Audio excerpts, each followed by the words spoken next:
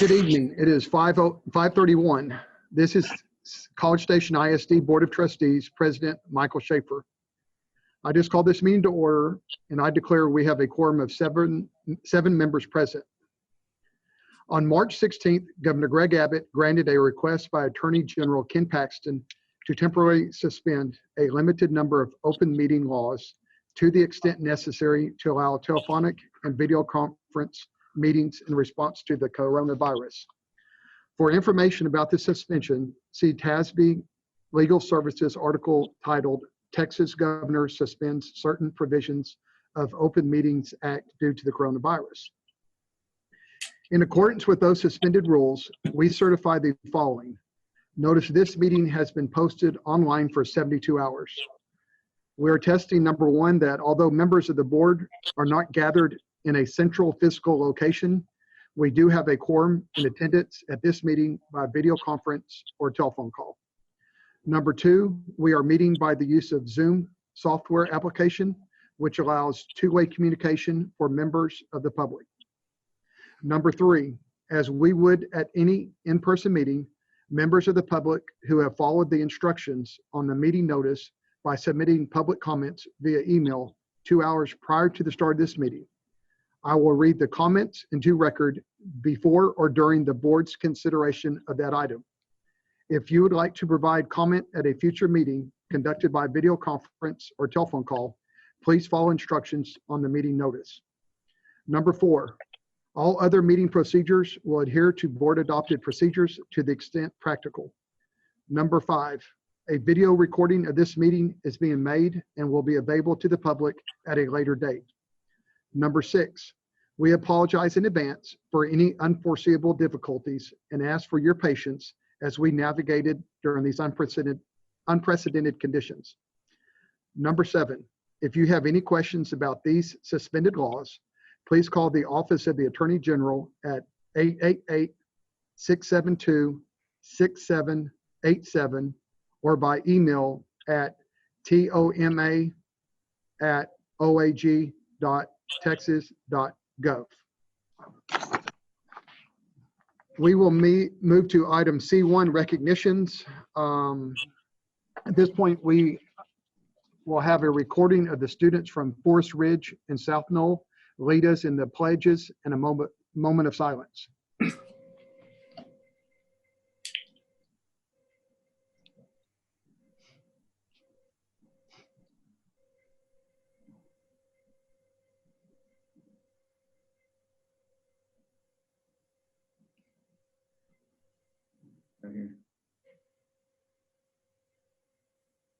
David, you have some audio. Pledges and moment of silence. Hang on, we just stubbed our toe. Good evening. My name is Laura Richter, and I'm the principal at South Knoll Elementary. It's my pleasure this evening to introduce to you Kate Spencer and Maisie Witherwax. These two young ladies are members of our South Knoll Student Council and have been working hard with our enrichment specialists to provide morning announcements for our students and staff. I hope that you enjoy their sweet smiling faces as much as I do as they lead you through the pledges and moment of silence. Good evening. My name is Teresa Cott, and I'm the proud principal of Forest Ridge Elementary School. Thank you so much this evening for allowing two fabulous Falcons to assist with the pledges and moment of silence. We have Audrey Persine in 1st grade at Forest Ridge and Anderson Persine in 4th grade at Forest Ridge.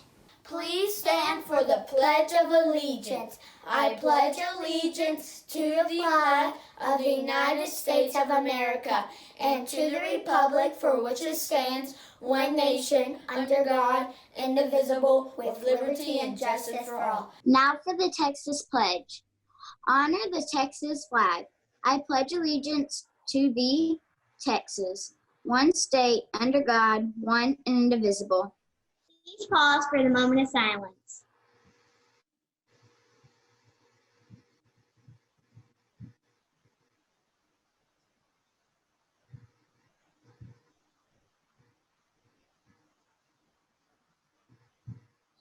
Thank you.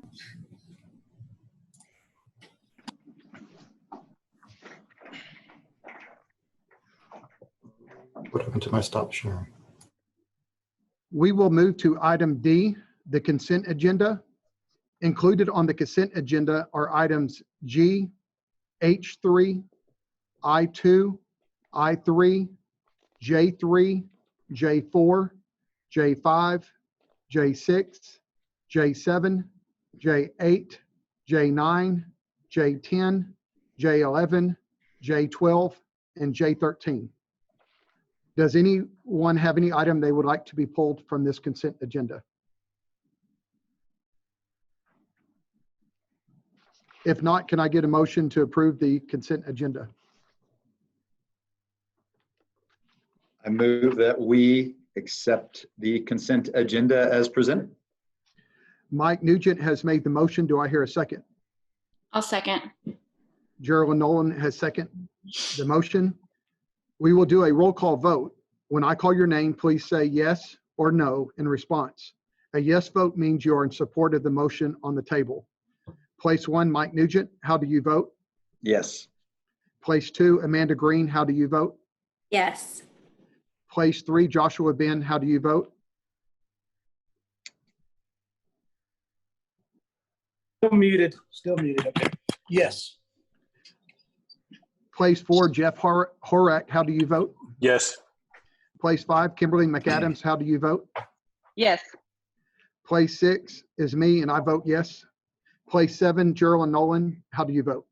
Yes. The motion passes with 7 members saying yes and 0 members voting no. We will move to item E, reports. Does anyone have anything to report? Any board members? Yeah, I actually do. As far as the Education Foundation goes, you know, the end of the year is always such a great time for them and celebrating so many of the great things the district does. And it's going to be a little bit different this year, but I do know that they are meeting in about 48 hours on Thursday night they're going to award about $100,000 in scholarships to our graduating seniors. And they're going to have they're going to have an online celebration on May 21st instead of having the get together they normally have. And speaking of get-togethers, they always have, you know, the Hall of Fame celebration honoring those 40 or 50 seniors that are honored to be inducted into the CSISD Hall of Fame. That's also going to be online. It's going to take place a week from tonight, next Tuesday, April 28th at 7 o'clock. And there'll be a login information available if anybody would like to participate. Did I get that right, Jeff? Yes, sir. That's correct. Thursday is the selection process on the scholarships, and then obviously we'll award. But yeah, over $100,000 in scholarships. So yeah, Mr. Nugent hit it on the head. It is definitely a little different. We've had many meetings on that, and disappointing, like many other activities and things going on. But we're definitely going to recognize these seniors and scholarship recipients going forward. So excited to do that for them. Hey, Mr. Nugent, where can you find that login to get to participate in the Hall of Fame? Let me look it up real quick. I think it's going to be available. Again, it's going to be via Zoom. Mm-hmm. It says that the login will be shared soon. It will be shared with the board. So I would imagine we'll get an email from Teresa about that. And Jeff, please correct me if I'm wrong. But it simply says that the login will be shared soon. Yeah, they're trying to get that all planned out and put together so that obviously everybody, because that's a huge group that is going to be hosted on that. So as soon as we get it done, Teresa and her team will get that out to us as the board, and then obviously everybody that needs to have that information. Thank you. I have a report, not from one of these, but I'm going to take this opportunity to report for citywide PTO, just because there's something really big that citywide does with the schools every year in the spring, and it's the citywide food drive. that every single one of our schools participates in, and they have a nice little competition. And last year they were able to raise over $19,000 in food and in money and food. They were able to buy over $19,000 worth of food with the money that College Station ISD raised. So this year it's going to look a little different. There's not necessarily going to be a competition, but it is going to be a fund drive.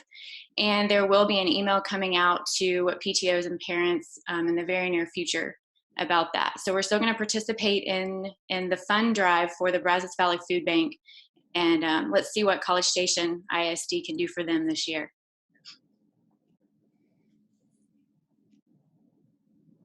Thank you, Mrs. Nolan. Can I go next? I'll just have a quick update for the Head Start Policy Council. Obviously, we've not been able to meet. Our last meeting was back in February.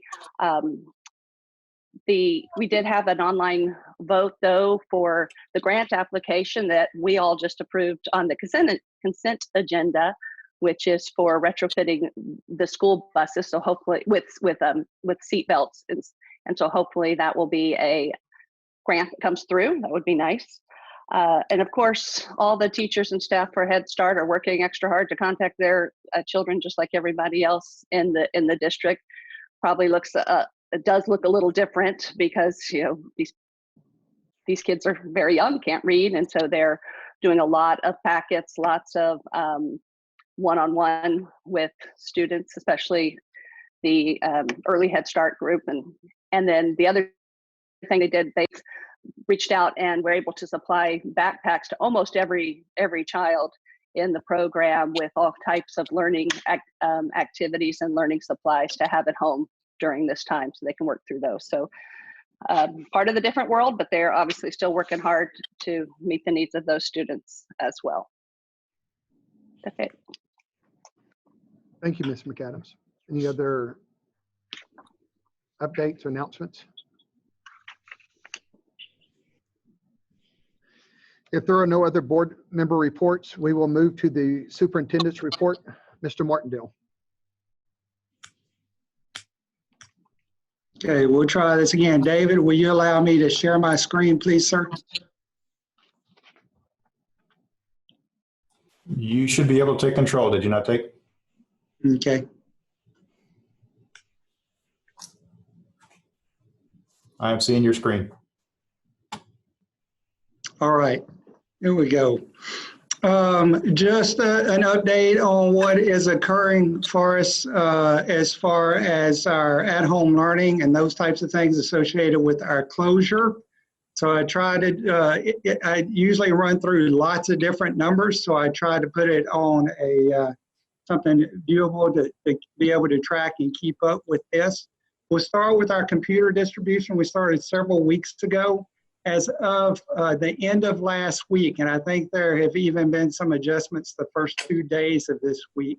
At the secondary level, which we consider grades 5 through 12, we distributed 537 laptops.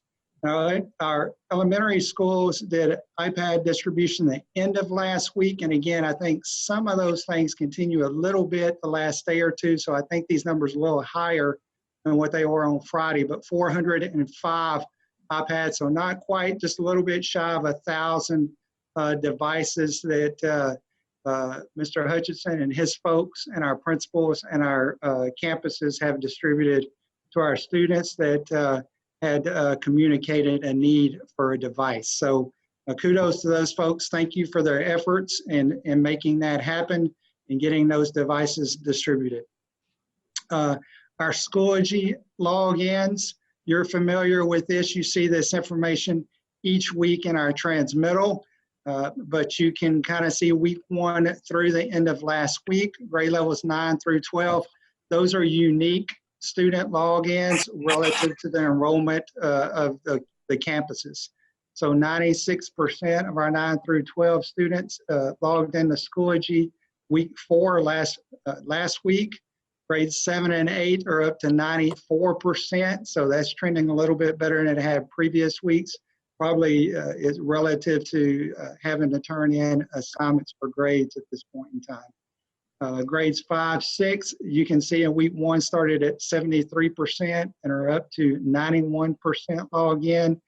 And K through 4, which Schoology was a brand new concept to the little ones, have moved from 10% to 44% through the course of the 4 weeks that we have been closed. So a lot of work there. Also taking a system, turning it, moving things to online. I know our teachers are working hard. It's new for parents. It's new for the younger kiddos. But I think everyone has adjusted accordingly.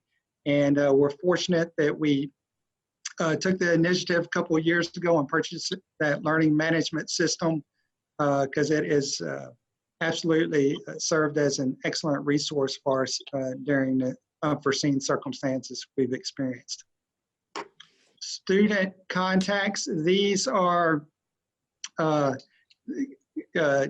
representative of whether it was phone call, response to email, response to Schoology message, there's whatever mode of contact, but thus far we have made contact with 13,699 of our students, leaving 283 of our students that we have been able to reach. They continue the effort, the campuses, with trying to reach those they haven't been able to thus far.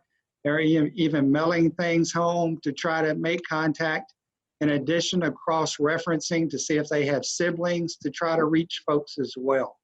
So again, good work by our campuses. I know this is ongoing. These are the numbers as current as the end of last week. And I've gotten where I kind of touch base with them for updates on these numbers each of the last couple of weeks. So I know their efforts continue even with those 283 they haven't been able to reach at this point in time. Lunches, you're familiar with this graphic as well. You see it each week.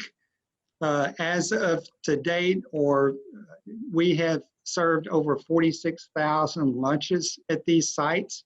Now, these are lunches, and a reminder to everyone that in addition to when they pick up a lunch, they get breakfast as well. So really, you can take that number and double it if you want to account for the breakfasts that have been provided as well during this closure. You see Monday, Tuesday, and Wednesday there. We haven't had Wednesday, but remember, we're distributing meals on Monday and Thursday now. So on Monday, they distributed to 300 different people, and each of those 300 kiddos received 3 meals. That's why you see this number duplicated.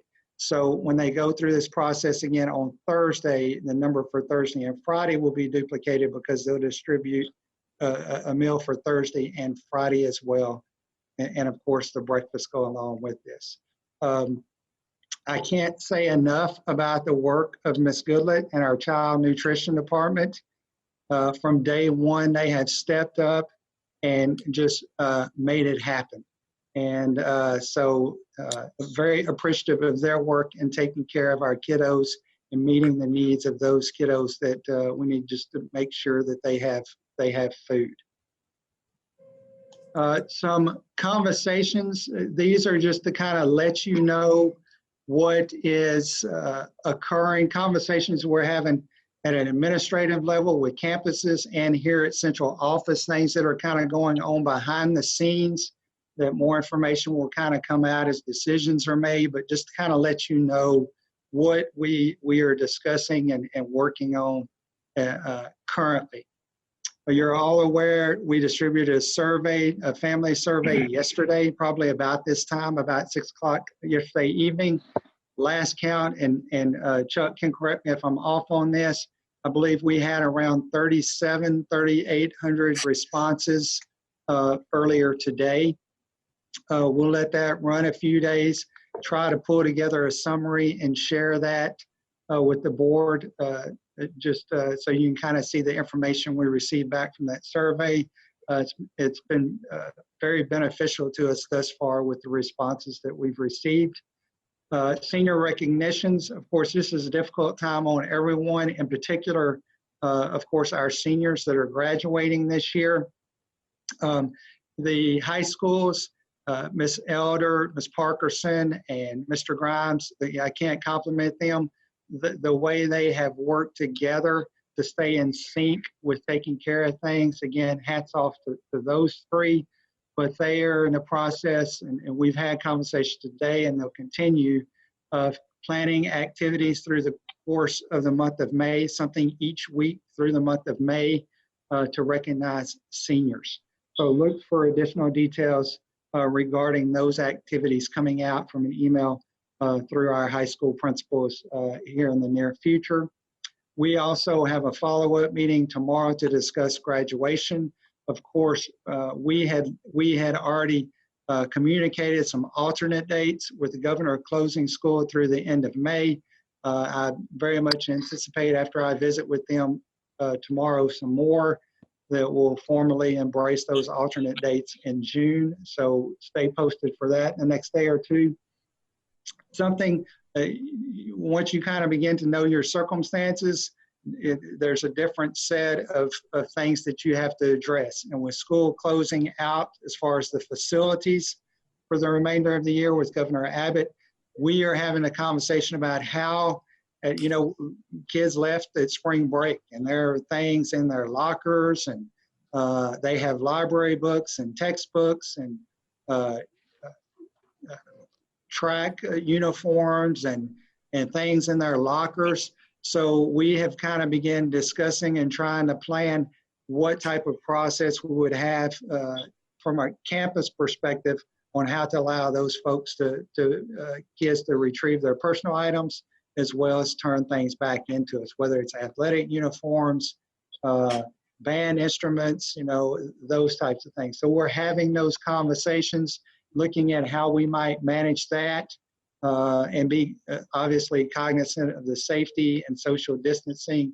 So there's going to be some work as far as the logistics of that process that will occur through the course of May. And something else, and I mentioned to principals today, as we do these things, because we need to take our time. We don't need too many people in the building. If we do that, or we do a drive-through type process, we need to take our time with that.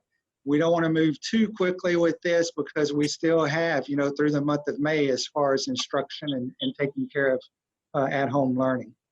Where it is a bit time sensitive is the middle schools. As the board's aware, we have some renovation projects scheduled for College Station Middle School, as well as A&M Consolidated Middle School.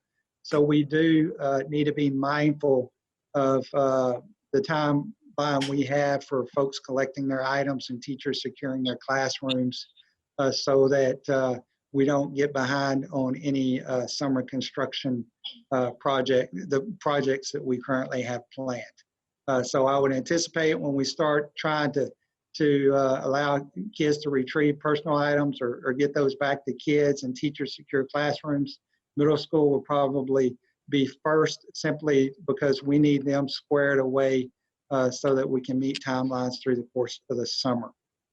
An additional conversations we've started having is, yes, we know the facilities are closed through the month of May, but all indications are with the governor and everything, yes, is that we need to start talking about how we transition back to more of whatever normal is.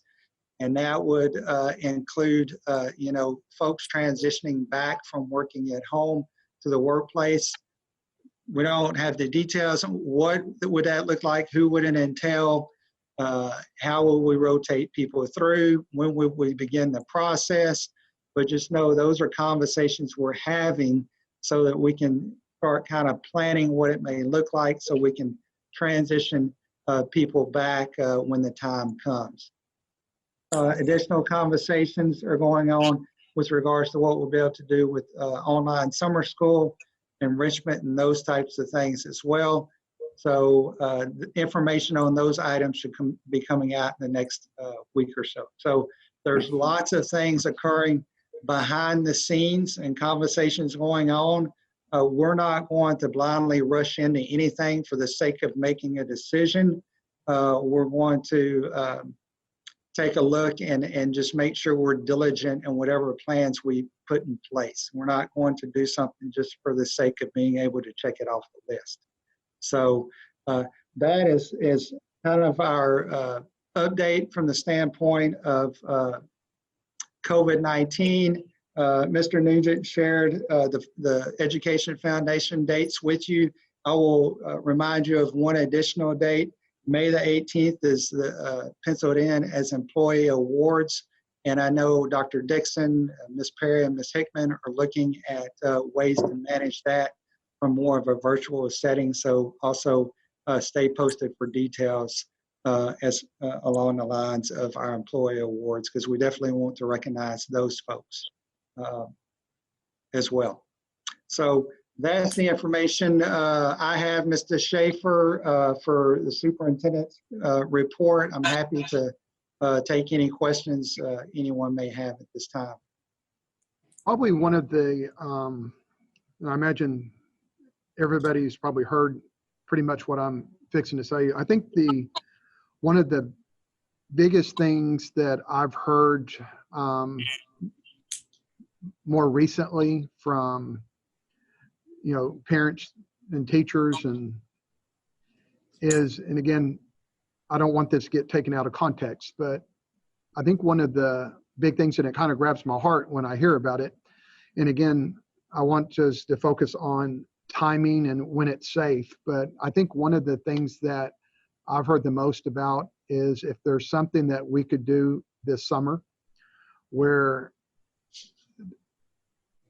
the kiddos and the young ladies and young men could say goodbye to their teachers they really did not have a chance to say goodbye. And again, I think that would be something that when it's safe, if we could put that on our agenda, I think for kids to say goodbye to their, a lot of kids are going to be kiddos are going to a different school next year.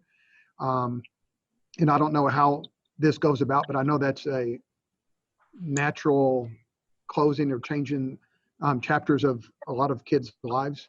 But I think that's something that we probably, when it's safe, to see if we could have something like that where kids could say goodbye to their teachers and their classmates and stuff like that. And I guess by school somehow. Yeah, and as a matter of fact, our elementary principals inquired about, the fourth graders, and because they're transitioning to fifth grade. So I think everyone has a mutual feeling along those lines. So I think we need to just see how our circumstances play out the next few months. And then that will allow us some indication of what kind of decisions we can make leading into, either into June, July, even maybe if it's, the 1st of August before they transition and do a scheduled pickup for the next school year. But absolutely, those things are weighing on everyone's heart, Mr. Schaefer. This is, as we all know, a circumstance unlike any we've dealt with. And the social interaction, obviously, with the academics and them being with their friends, and the extracurricular activities, and those pieces are so valuable and key components of public education. And so I think everyone's missing the ability to interact with their friends and colleagues and peers. I do have a quick question, because I've been thinking about some ways that, more meaningful ways that we can tell our teachers thank you. They can still, the schools are still receiving mail, correct? We are still distributing mail on more of a regimented process, but yes. Because I was wondering if we could, encourage our families, our school families, to write letters to the teachers. Send them a note, send them a card or something to let them know, to tell them thank you, because we're going to miss Teacher Appreciation Week in May. So send a card, a little piece of art, maybe slip a gift card in there for the teachers. I have, I'm sure gift cards would be welcome. So I'll give you my address when we finish up. Absolutely. I think any token along those lines that people feel inspired to send their teachers, then we'll make sure and get them to them. And I know they'll be tremendously appreciative. And I know they miss the kids as much as the kiddos miss them.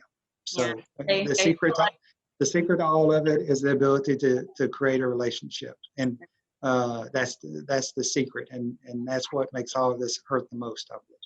Right. If a family wanted to, if a kiddo wanted to write a letter to their teacher, they could write it and just address it to the school, make sure the teacher's name is on it. And we Correct. Can get it to them. Okay. Thank you. Yes, ma'am. Well, I I'm appreciate going it, Mr. Martin. to stop sharing this document, okay? Mr. All Martin, right. I appreciate your report. It's a little bit different now that we're looking at all Mr. gone Schiffer. lunches and, Mr. Ben? I did have a couple of questions for Mr. Martindale. Mr. Martindale, you had referenced the 283 students who there's been no contact with. Is that, and I know it's no contact in the attempted communications from their teachers, the administration, does that include no contact through Schoology also, or? You're correct. Yes. Yes. We, because what we would do is message them also through Schoology or watch their activity in Schoology. And that is, Mr. Ben, nothing along the lines of activity in Schoology, phone calls, email responses. Yeah, they're going at it from a multitude of different angles. Okay. And For y'all all are we still, know, they could have, for all we know, sorry, Mr. Ben, for all we know, they could have moved out of the district or. That is possible as well, because we do actually have new enrollees occurring to some degrees and withdrawals. We had several students withdraw to return to their home country because maybe they were here going to school, their family is in another country. So there could be some lag in some of those numbers and those enrollment withdrawal records. So that number could move a little bit both ways, I think, probably on a day-to-day basis, Mr. Ben. okay. And then I know everything is a work in progress, and it may be too early for a call to be made on this, but a lot of families either plan on or depend on Kids Club during the summer. Is that another program that's just, it's kind of up in the air at the moment? That is one, along with summer school and enrichment, summer school at the elementary level. That is a part of the collective conversation. Yes, sir. Okay, thank you. And Mr. Gardner, and yes, they have been a part of that conversation. There's a couple of things associated with that. Can you put, come June, we get to the summer, would you even want to or be allowed to congregate kids inside of a school? In addition to that, I know a lot of Kids Club sponsors and workers are students from A&M, and A&M's going first semester online. It may have been already decided on second semester. So I think there's also that consideration that Mr. Gardner has to take into place as well, that if he had it, what would his staffing look like relative to the student body at A&M? So there's a multitude of tentacles to every one of those conversations. Okay, thank you.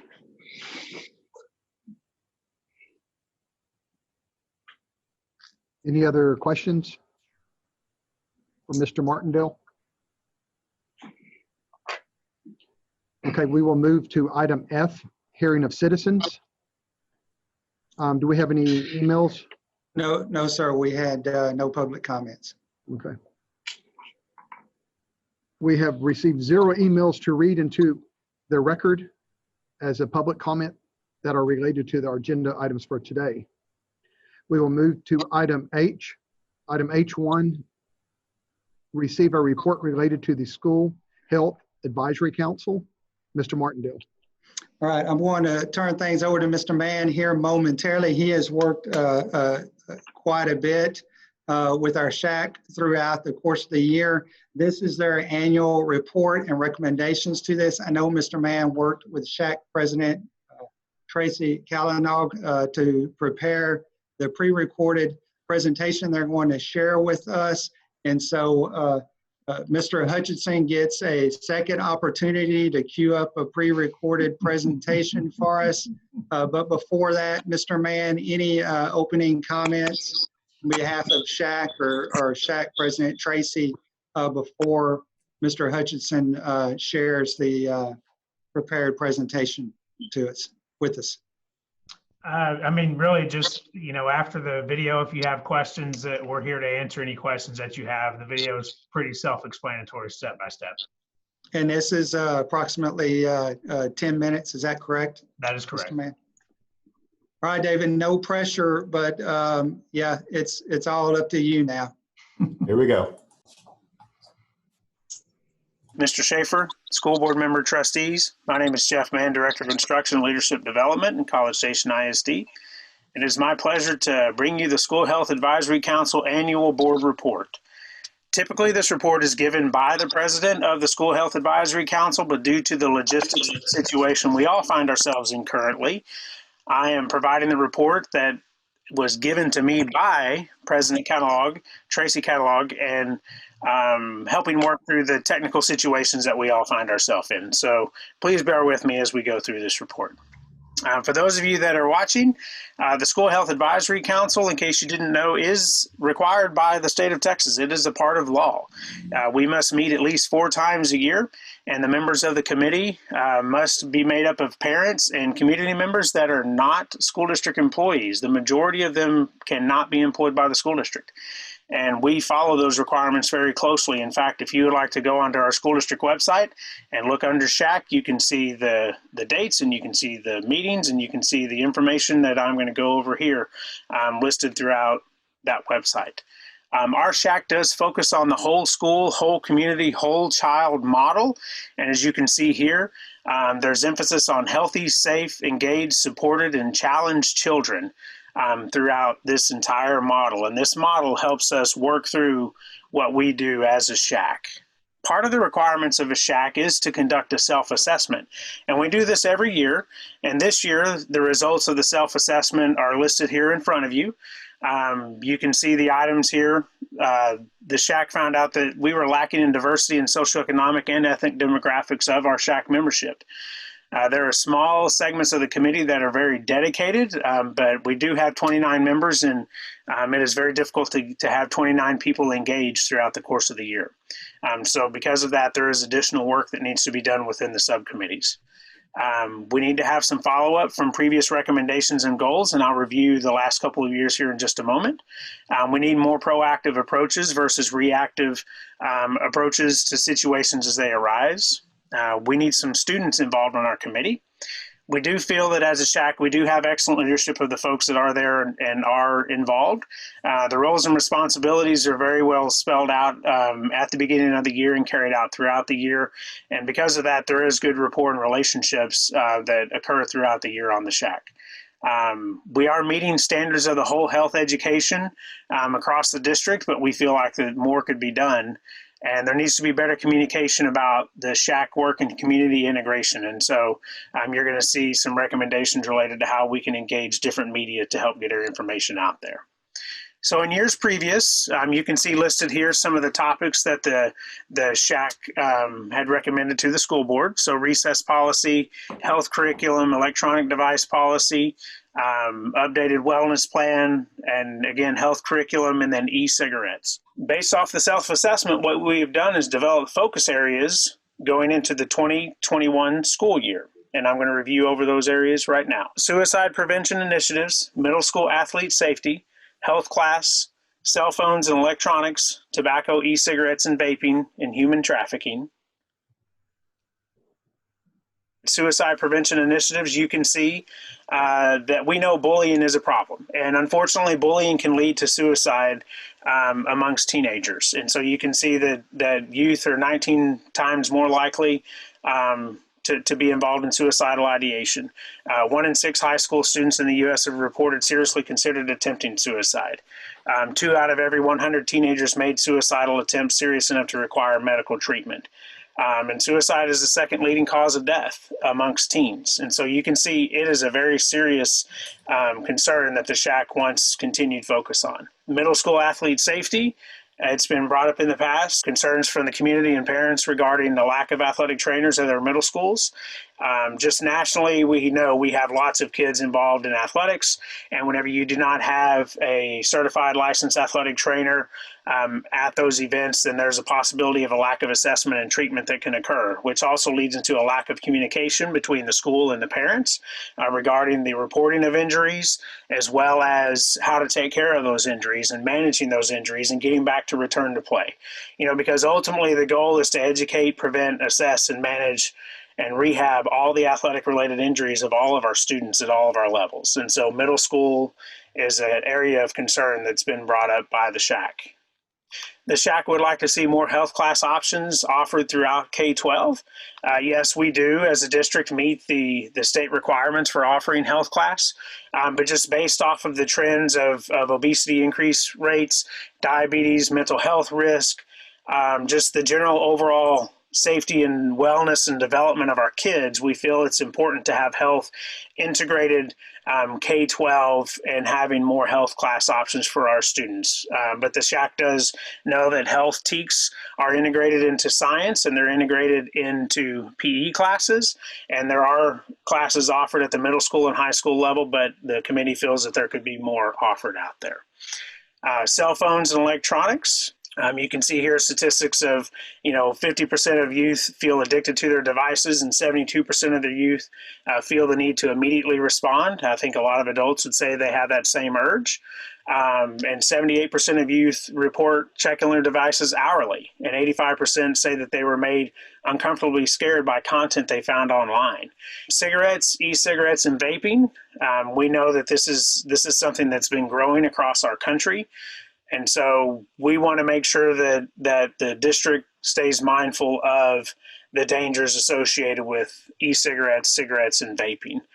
Because as you can see, 4 and 5 middle and high school students have tried it. 63% of all 15 to 24-year-olds that vaped in the previous 30 days didn't know that they enjoyed products containing highly concentrated nicotine, so they don't know what it is that they're taking.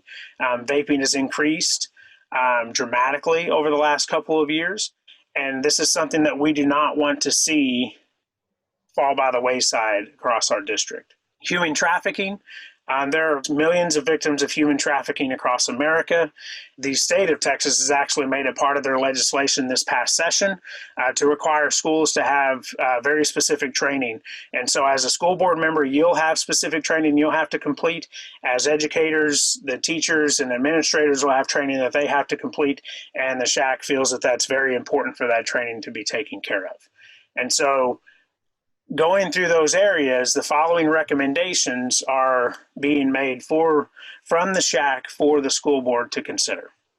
So the SHAC would like for the board to evaluate and adjust based upon their findings the effectiveness of the suicide prevention programs that are already in place within the district. What's working, what isn't working? Perhaps talk with the counselors, talk with the administrators, talk with the teachers, talk with the kids, do some surveys, find out what is and is not working. Evaluate the effectiveness of the cell phone policy and electronic change impacts that were recommended a couple of years ago. And the same goes for the recess policy change impacts. Have they been effective? Have they made a difference? Do further adjustments need to be made? For the 2021 school year, it's being recommended that there's an increase to the whole school community involvement. And so that's part of increasing communication with parents through PTO and social media through information we discussed as SHAC. And so we have actually asked people that have presented to the SHAC to then get in touch with PTOs, and some of the PTOs have brought them to do some of the presentations about vaping or electronic devices, about suicide prevention to their PTOs to help increase parent communication. We think that's great. We just think that needs to continue.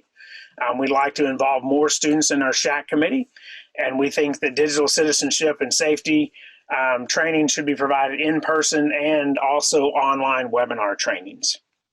And then the final recommendations to create additional health course offerings at all levels. I mentioned that earlier. To hire certified and licensed athletic trainers for the 3 middle schools, and to complete and implement the human trafficking training programs that are now required by state law at all of the levels.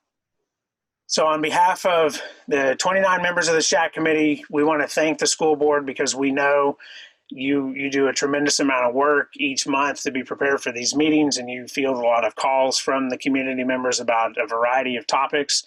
We specifically want to thank Ms. Nolan for being able to be in attendance at our meetings this year. And with that, if there are any questions, we would love to hear them.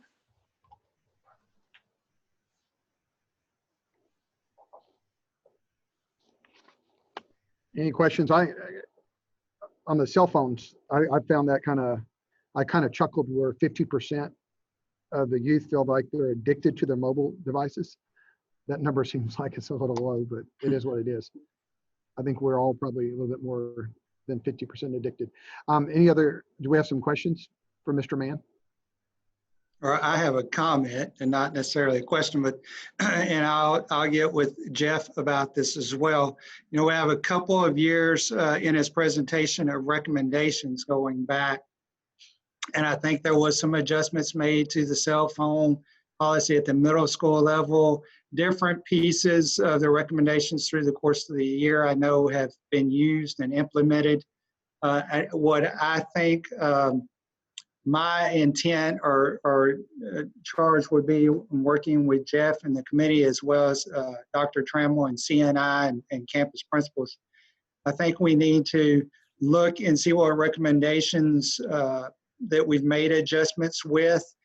I don't know, Jeff, correct me if I'm wrong. I'm not sure we have any baseline data with some of those things, but I would want us moving forward that as we take recommendations and whichever ones we can implement or use to institute change, that we're able to acquire some baseline data so that at the end of the year, as we look at the recommendations for the next year, that we're able to evaluate what we did current year. I think I just talked in a circle, but I think you understand what I'm saying. You know, there's no way for us to tell, did this work or that work at this point, because we didn't acquire data in the beginning.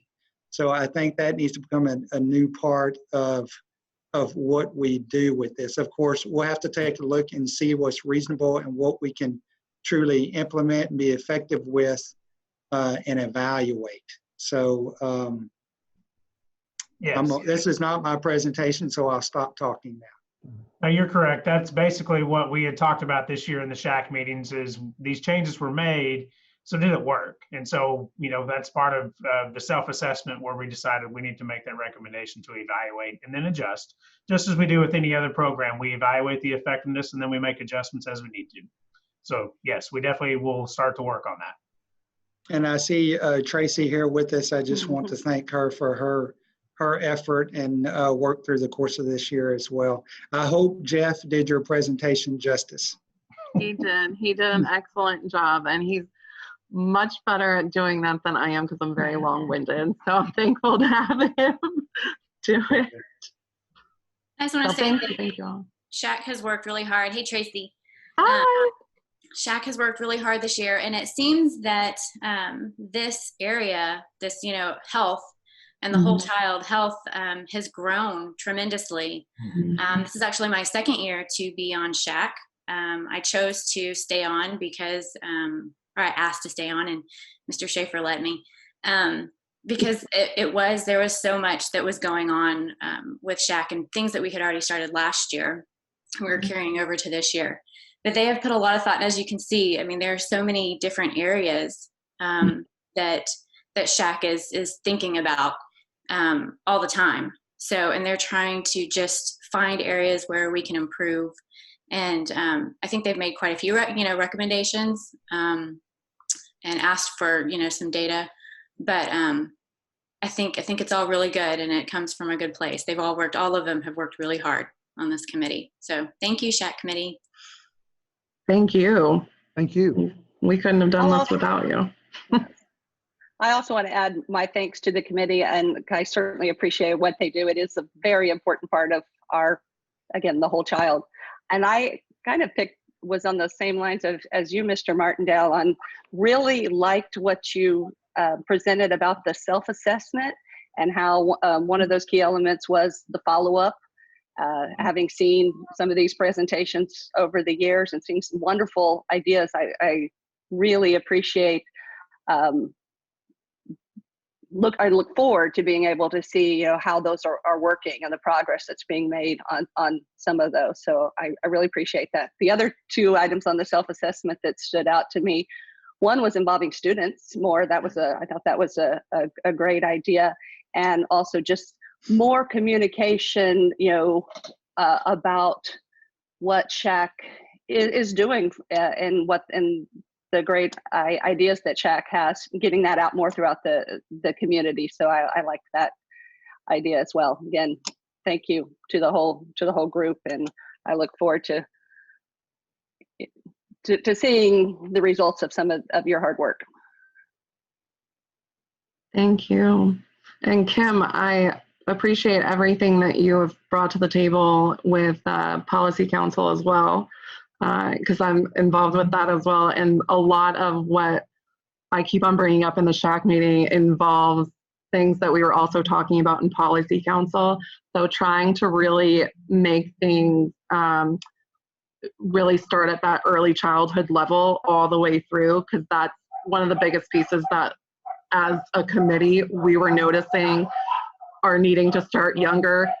Unfortunately, a lot of these things that have been brought up, human trafficking, the mental wellness, just the cell phones, they're happening in our elementary schools as well. And so a lot of this stuff, just kind of looking at what's working so that we can implement them age appropriately and amongst all levels. Very good.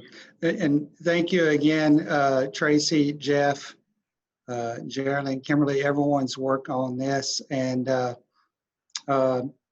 Jeff, we have some follow-up conversations so we can plan accordingly for the future. So thank you for your work on this item. Thank you. It will be very interesting next year to see what SHAC has in regards to the COVID-19. I imagine there will be some items on that agenda. Any further questions or comments? Okay, we'll move to item H2. Consideration, discussion, and possible action related to the district improvement plan goals and objectives for the 2021 school year. Mr. Martindale. All right, thank you, Mr. Schaefer and board members. I'm going to, I've shared my screen. This is the proposed updated goals and objectives for our district improvement plan. This is linked in our agenda, but I'm going to pass things over to Dr. Trammell. She's worked with DEIC through the course of the spring in evaluating our 1920 plan and goals and objectives. So Dr. Trammell, if you will, talk us through the process and our current new proposed plans, goals and objectives for our district improvement plan for next year. Penny? Okay. Thank you. Good evening, everyone. The District Education Improvement Council met in February and March to consider data from our comprehensive needs assessment and to give input on the 2021 district improvement plan. The committee felt that there were really no adjustments needed to the goals in the plan. However, some of the objectives were reworded or combined to better reflect the work that we want to accomplish in the 2021 school year. A draft of this work was compiled and sent out to the DEIC committee on April the 3rd for their consideration and review. And then voting on the proposed plan was due back from the committee by April the 8th. The voting results were unanimous to move the plan forward at a vote of 24-0. In briefly reviewing some of the changes to the objectives that the committee did feel was necessary, I'll start just with the first objective under Goal 1. On Objective 1, or A, we made the objective more measurable in changing the focus from increasing recruitment to the actual number of applications received. So instead of measuring how often we go out and recruit and all of that, we wanted that to be a little more measurable in what are the actual applications we're receiving? Are we being effective with that? On Objective B, we did make a change in that objective to be less vague and more specific on the outcomes we want from our professional learning. as opposed to the old objective of providing professional learning responsive to student needs, which could be vague if the teacher doesn't really have a great expertise in identifying needs. We said that we wanted to grow the expertise of educators for the reason of improving their ability to support students in obtaining higher achievement.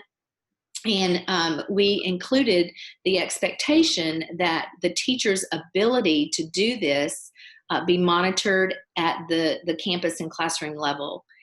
On Objective C, we modified the objective to broaden the scope of teachers we want to support and retain from those that are at campuses with higher cultural and linguistically diverse populations, to specifically retain all effective staff across all campuses in our district in order to close the achievement gap. So again, just a slight tweak to more accurately hone in on what we actually want to improve on.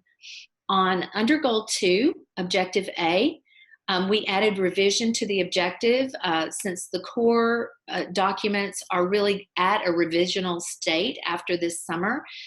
We wanted to include revision in the ongoing writing and implementation. Under Objective B, on Objective B under Goal 2, we changed the wording to use data for personalized learning as opposed to tiered instruction, because we felt that personalized learning speaks to looking at actual data for individual students and making instructional decisions specific to that student to better personalize that learning. And then under Goal 2, Objective C, and Goal 2, Objective D, you'll notice in the old plan online that we had 2 separate objectives. We combined those because the committee felt that they were very closely related and somewhat redundant to have 2 objectives very similar. And they felt like it would be more powerful if those 2 objectives were combined. So we did that. On Goal 3, Objective B, we have a system in place for social emotional learning, but we really felt like that system needs to be improved. So we made the language reflect that on that particular objective. I know that the board received these changes for review in the transmittal this past Friday, and I'm happy to answer any questions that you all may have about the change that the Improvement Council made in the objectives for the 2021 plan.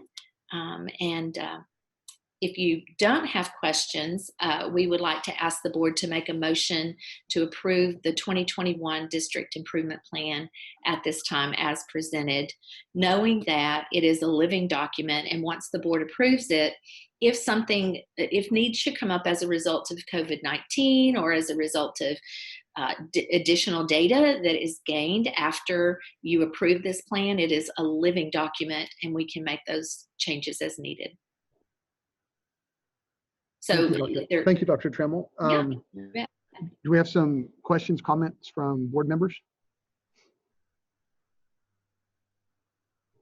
I like that it seems that you're moving forward with from the old plan, right? Or from the previous plan, that you've taken that and you've seen, okay, where you can get actual measurement or better measurement.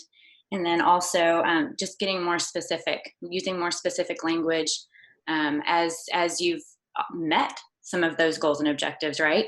You're able to move on. So I like seeing that. And it's apparent in this, especially whenever you point out the old and the new. So thank you. Yeah, thank you. The committee worked really hard. They always do. They do, as you know. Yes, this is a committee that has a lot that they work on. And they're on it. They're on it for what, 3 years? Yes. It's a 3-year term. Dr. Trammell, I have no questions about the goals and objectives. I think I agree with the improvements and clarifications on all the wording. It looks great. My question would just be, can you give us a quick reminder of the timing of the process on this? Like what comes next? Sure. So after you approve, hopefully, the plan that DEIC has recommended forward, the principals take this plan. They will model their campus improvement plans from the district improvement plan. So their objectives will also be changed to mirror these objectives. In addition to the district data that we take into consideration, campuses look more closely at their individual campus data and the needs of their student body and parents and educators, and may add some additional things to their plan. Anything that the district has in the district plan that campuses can support, they are supposed to put that in their campus plan as well. From there, we will bring those campus plans to you all in the fall, usually around September, to give teachers time to come back and committees time to meet and make sure they have their plan like they want it for the current school year. We will bring those to you all in September for approval.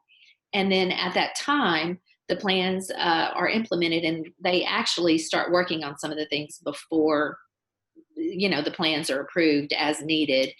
And then they are monitored, just like we monitor the district improvement plan 3 times a year and look at data to make sure we're actually making some forward progress on our goals and objectives.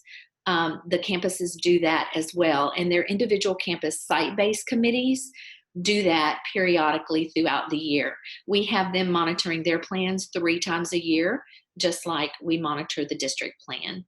And the teachers representing those campuses on the district committee are also on the campus site-based committees, so that there's a link to what the bigger committee of the district has worked on, and they bring that knowledge to the campus level. Does that answer your question? Yes, thank you. I appreciate it. I need a little refresher. Yes, you bet. And then we start all over again. Right. So if there are no further questions, we do come this evening to the board asking for a motion to approve the plan as the District Education Improvement Council has recommended. Do I hear a motion? I'll make a motion to approve the plan that the DEIC has recommended. Amanda Green has made a motion. Do I hear a second? I'll second that. You choose. I'll second. So we have a motion by Ms. Green. We have a second by Mr. Horak. We will do a roll call vote. When I call your name, please say yes or no in response. A yes votes that you're in support of the motion on the table. Place 1, Mike Nugent, how do you vote? Yes. Place 2, Amanda Green, how do you vote? Yes. Place 3, Joshua Ben, how do you vote? Yes. Place 4, Mr. Horak, how do you vote? Yes. Place 5, Ms. McAdams, how do you vote? Yes. Place 6, Michael Schaefer, how do you vote? And I vote yes. And place 7, Ms. Nolan, how do you vote? Oh, mute. Sorry about that. Yes. The motion passes with 7 members voting yes and 0 members voting no. Thank you. At this time, thank you, Dr. Trammell. At this time, we will move to item I, consideration, discussion, and possible action to naming Mike Martindale as the College Station ISD Superintendent of Schools. I would like to take the opportunity at this point to thank Dr. Eagley for his incredible service and leadership to College Station ISD. Tonight, we're at an end of an era and beginning of a new era. Clark, over the years, and this board has faced a lot of challenges. I think one of the things that has been with us through this whole time is making sure that we have academic excellence and that the kids are being taken care of. Mr. Martindale has been by Clark's side. He's been on our side. I can't think of anybody better to lead this district. It's definitely changed in the last 2 months where we're going to, I don't know if you want to really call it online education, remote education, but I think he has, during his stint as a interim superintendent, I think he has done an excellent job. I know that he is in the process of preparing us for a stellar 2021 school year. And Mr. Martindale, I want to say that we're glad that you've been patient with us. This is not really the format in the manner in which we wanted to do this. After we make our vote tonight, and if you are voted in as superintendent of schools, we do want you to know that when it's safe, we're going to do an appropriate invitation to the community to come to the reception and introduce our new superintendent of schools. Is there any discussion on Mr. Martindale being named College Station Independent School Superintendent of Schools? I'm getting tongue-tied.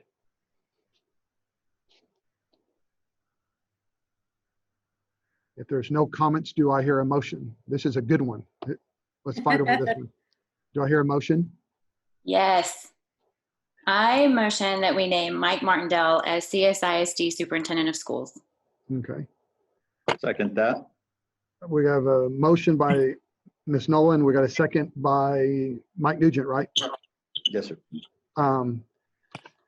So at this point, we will do a roll call. When I call your name, please say yes or no in response. A yes means that you're voting for Mike Martindale to be the superintendent of schools. Here we go. Place one, Mike Nugent. How do you vote? Yes. Place two, Amanda Green. How do you vote? Yes. Place three, Joshua Ben. How do you vote? Absolutely yes. Place four, Mr. Jeff Horak. How do you vote? Yes. Place five, Miss Kimberly McAdams. How do you vote? Yes. Place six, I definitely vote yes. And place seven, Miss Nolan. How do you vote? Yes. This motion passes, 7 members voting yes and 0 members voting no. It is my honor to introduce Mike Martindale as College Station's Superintendent of Schools. Yay.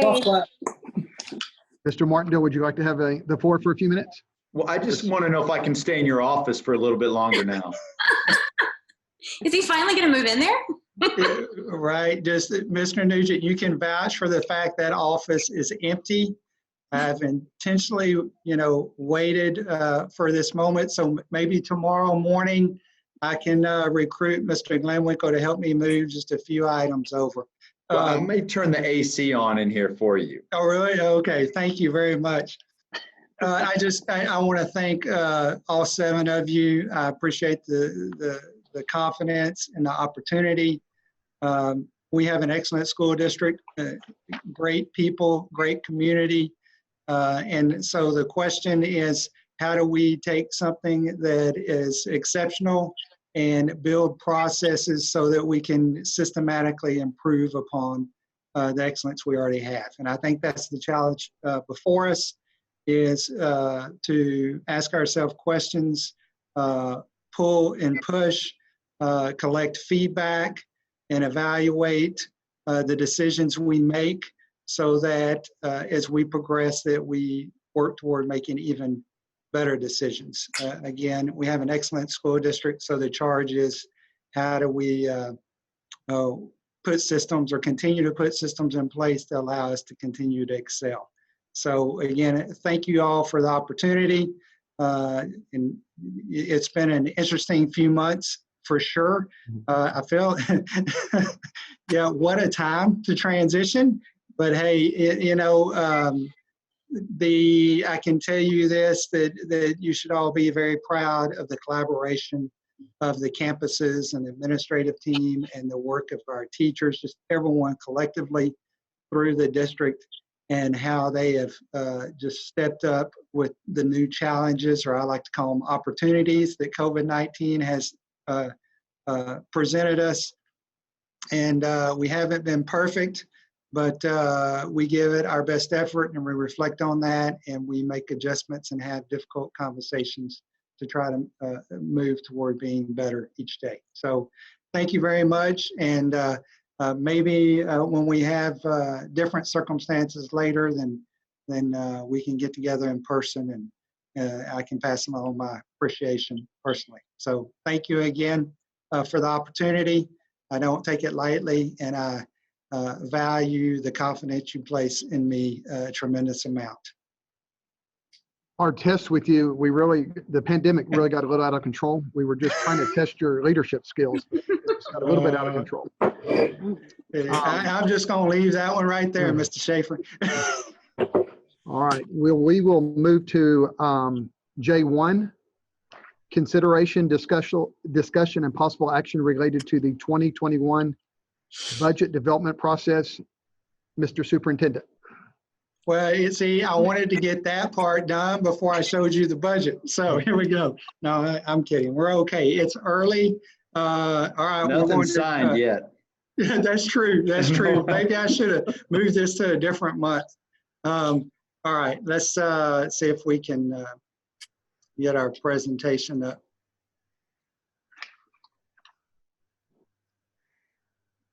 All righty. Let me, a little out of order, my apologies with the transition. Okay, so we'll go through this. You know, we typically start this process in March. So we were on the workshop agenda, and you know, things got changed for us. So our first look at it is in April. This is a reminder to the group, the first of a 5-month process. So we'll look at some very early numbers now, and I will tell you now, don't get too excited one way or the other about any of these. I was going to say don't fall in love with these numbers, but you're not going to, so I don't have to worry about that. But I do take a conservative approach and kind of work our way through the process through the summer. So remember, this is April. We'll revisit this again all the way through the course of August, and that's when we'll bring you a final budget and the appropriate tax rate. So this thing will evolve through time. And of course, well, I'll touch on this as we go. So kind of the layout of the presentation, I'll give you a little bit of historical data as far as property values, enrollment, average daily attendance. Average daily attendance really is the pusher behind the state funding process. We'll look at where we are with our current budget in 1920, and we're just finishing up again. Next month, we'll have April financials, so we'll start tightening that budget up as far as where our appropriations or our expenses are actually tracking. So we'll start moving some of those numbers around current year starting next month as we move into May. We'll look at timelines that we use for our budget development for next year, as well as just kind of a total number as far as dollar amount with staffing requests, and then the EIR's exceptional item request. These come from our principals and our directors through the course of the spring as we develop things for the next year. Also, I give you those preliminary runs and kind of tell you what numbers we're using in the background as far as property value growth. You'll see our projected growth as far as enrollment and ADA, and just some of the things we're using early to start our initial runs. Historical data, you can kind of see where we have been in the past, all the way back to 2012 at 11,178 students. This year, this is PEIMS data year over year. Remember, PEIMS is the end of October. So if you look at 18-19, the end of October, we're 13,543. year over that date. This October at Peems, we're 13,940. And I can tell you yesterday, I didn't get an opportunity to look today, we were at 13,982. So that number has even moved since October as well. But again, we're on the growth end of things again. If you notice the drop from 17 to 18, 18, 19, that's associated with the opening of the charter, acquiring some of our growth. Average daily attendance. So you need to, as we talk about finance, there's really two different pieces. Enrollment is one thing, how many kids are enrolled. Average daily attendance is what is their attendance rate, because that is what really generates your revenue on a state funding side. So you can see end of year relative each year historically back from 2012 forward. You can see in 18-19 where we had that dip of enrollment that our ADA actually went down about 0.2% through the 4-6 weeks this year. And that's, of course, when we had right before our closure. And that is the data that TEA is going to use to calculate summary of finance for this school year is through the 4-6 weeks.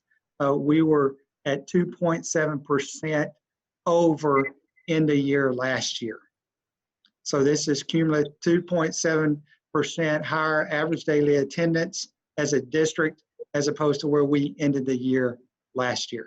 And that is right, demographers project like 2.9. Okay, that's ADA enrollment. We're probably about 2.9% exactly over last year.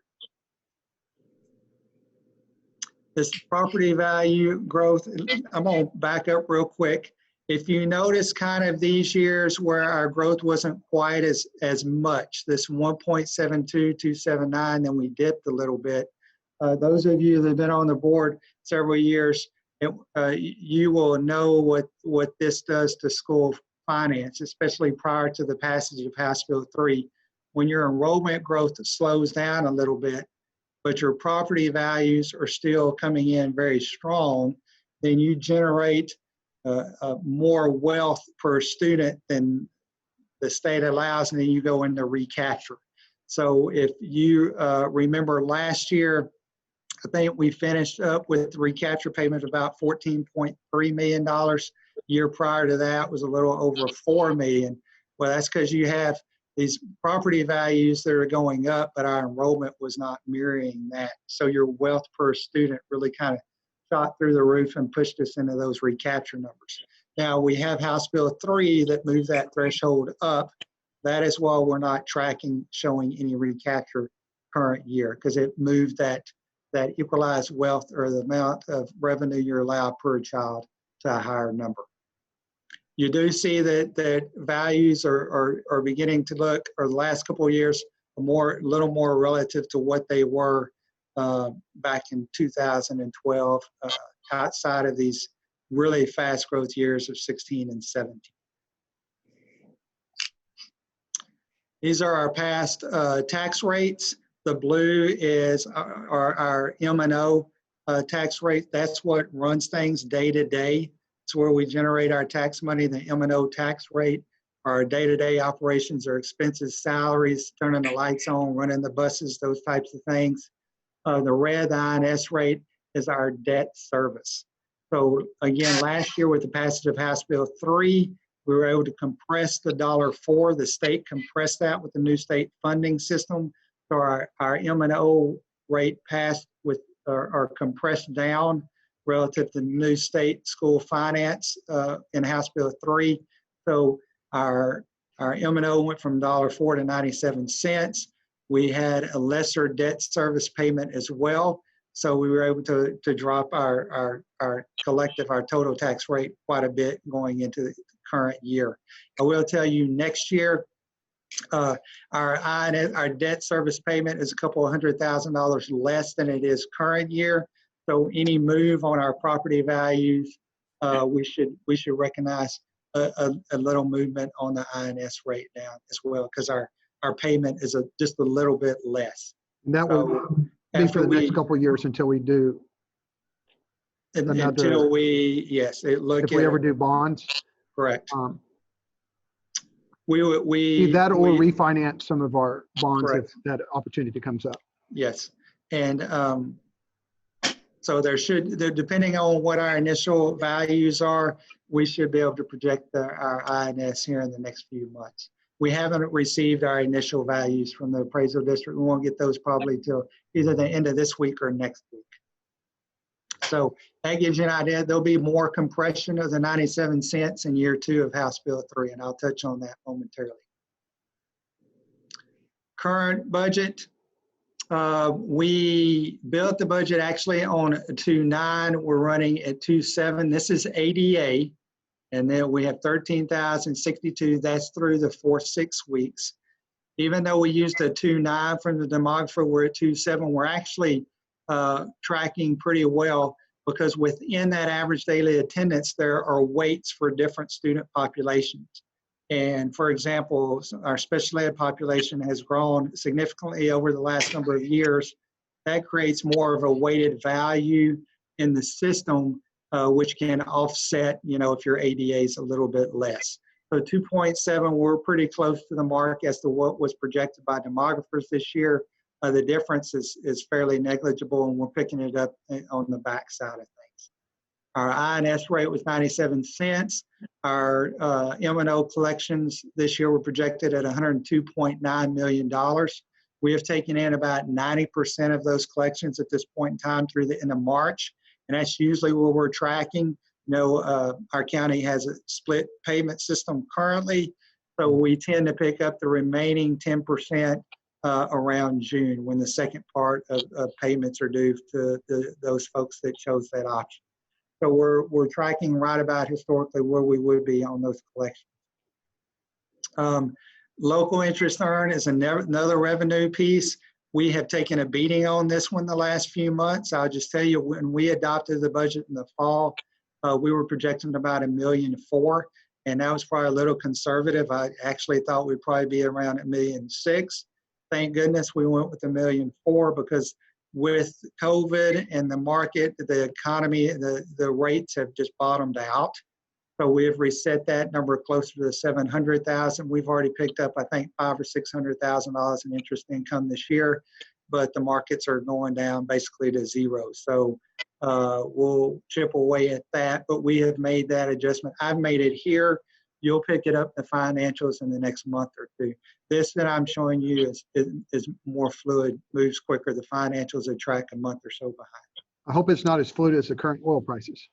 That is true, and I'll touch on that in just a moment too, because that makes me tremendously nervous just as we think about the next biennium in school finance.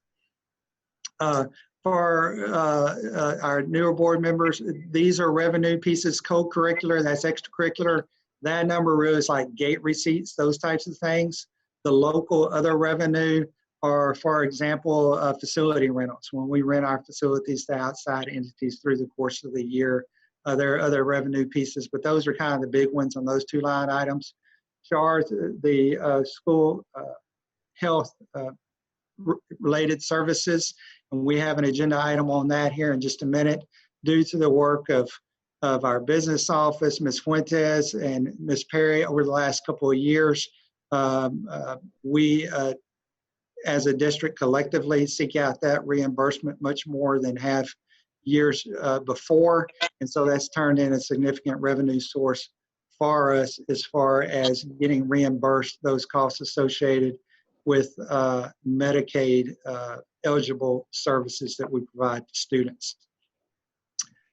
Property value audit settled up, that's from 2016. What occurs is you get a set appraised or values on your property values. Those things can be adjusted and settled through the course of following years. And when that happens, that value can go down.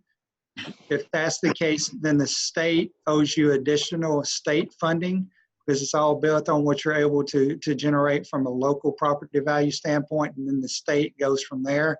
So if those values went down through protest or settlement from before, then that means the state owed us more revenue due to those values going down. So we got this one-time settle up from, this is all the way back from 2016. So yes, it takes that long to go through this process of $500,000, which would be a great thing. However, it's just making up for the money we've lost in interest income. So it's really kind of a wash for us. You won't see that number there. That's not something we necessarily project. Foundation Available School Fund. Those are the two state funding mechanisms that are built off of our weighted ADA and those types of things. 119 million on the revenue side, and then we'll go to our payroll costs. As you can tell, a vast majority of our budget are people and payroll. This payroll cost of 96.2 million, that includes when we opened up River Bend this year as well and all the raises we provided. So 96.2 million on payroll and new personnel. Last year we acquired almost 1.8 million worth of new positions going into the current school year. Recapture, this is exactly where we want this to be. This is how we will finish this year. And I'll touch on recapture when we look at next year. 122.1. We adopted a $3.38 million deficit in August. Right now, this is 3.1, and this would make the assumption that we spent everything we appropriated for. And I will tell you now that we're tracking less than 96.2 million on our payroll cost. You know, shutting down, we're not paying for subs right now and those types of things. So we're going to come in better on the payroll cost. So yeah, I can absolutely tell you, unless something extreme happens with like our local property tax collections or something of that nature, that we'll come in quite a bit better than the 3.1. So we're going the right direction with that. And we historically underspend our appropriation projections. So I think we'll do quite a bit better on that. So this is where we are at this point in time. As we progress over the next few months and get closer to the end of the year, we'll tighten these numbers up. The new CFO will tighten these numbers up. Mr. Martindale, quick question. Hey, oh, could you go back? Yes, sir. On the revenue side, and if you mentioned this, I apologize. I didn't hear this. Talking about the co-curricular and other revenues, gate receipts, things like that, rentals. Those are the current numbers. What did we have projected for this? This is what we projected. Okay. We're I'm assuming there'll be a little less. We'll probably be okay, but I think we'll be a little bit less. A lot of your revenue from gate receipts, significant amount comes in through the fall, Mr. Nugent. You mean track and soccer's not really? I did not say that. I just said a vast majority comes in the fall. And I think, Mike, you need to think about this as well. It's 400,000 relative to 119 million. So, yeah, this is what we adopted. So we'll finalize these numbers again as we track through the year. But we are on mark with what we adopted early right now, with the exception of interest income, which, who could have projected that? If I'd have said here this time last year and told y'all that the market's going to bottom and we need to do, nobody would have believed me. So, but we're okay. And again, we'll make these adjustments and we'll tighten up our payroll costs as we close out April and move to May and June. We'll underspend on utilities and some things like that. So we'll beat that number. I'm absolutely sure of it. All right. Well, I can let you know that the prior superintendent always did a good job of many of our deficits, making sure they didn't ever reach the point that y'all would present it in their cases. So I just let you know there's some it's probably because he had an exceptional CFO guiding him. Oh goodness. All righty. 2020-21 timelines. This is just kind of the process we play through. In the spring, March the 6th, we opened the candidate pools. We tend to open pools just so people can apply as we look to the next year and replace any vacancies or approved positions. So HR manages that and creates candidate pools. So we already have a pool of candidates when we move forward. March 6th, non-personnel exceptional item requests due. These are for a one-time purchase request outside of their normal operating budgets that directors and principals can submit. And we'll touch on that here momentarily. The 17th, prior to our closing, would have been when we looked at this the first time. March 27th, non-personnel budgets are due. That is when departments and campuses turn in their operational budget. That does not include a payroll cost. This is just truly an operation budget that's managed at the campus and department level. April the 3rd is when new personnel requests were due. And actually, they were due the end of March, but we pushed that out a few weeks because everybody's focus shifted elsewhere and transitioning to at-home learning. So new personnel requests were due by April 3rd. This is us here tonight, the 21st. I have this marked because our original plans were to communicate some things with our principals and directors on the 29th as far as what might have been approved or not at that point in time. I can tell you that actually the 29th, the 30th and May the 1st, I believe, is when we're going to start meeting with directors and principals through Zoom meetings or whatever in cabinet and letting them review those requests with us. So we are behind on this. I don't think that's necessarily a bad thing considering what the economy's going through. I think we need to not get in a big hurry on approving a lot of new costs at this point in time till I start getting a better feel for what kind of message is coming out of Austin. April 30th, we should be getting our preliminary property values. I have no idea what to expect on that, again, considering the circumstances. However, I believe those values are based off of January 20 before all this occurred. But the appraisal district, I'm sure, will be busy with managing those in the upcoming months. May the 9th, I'll come back with an update, as well as June 16th.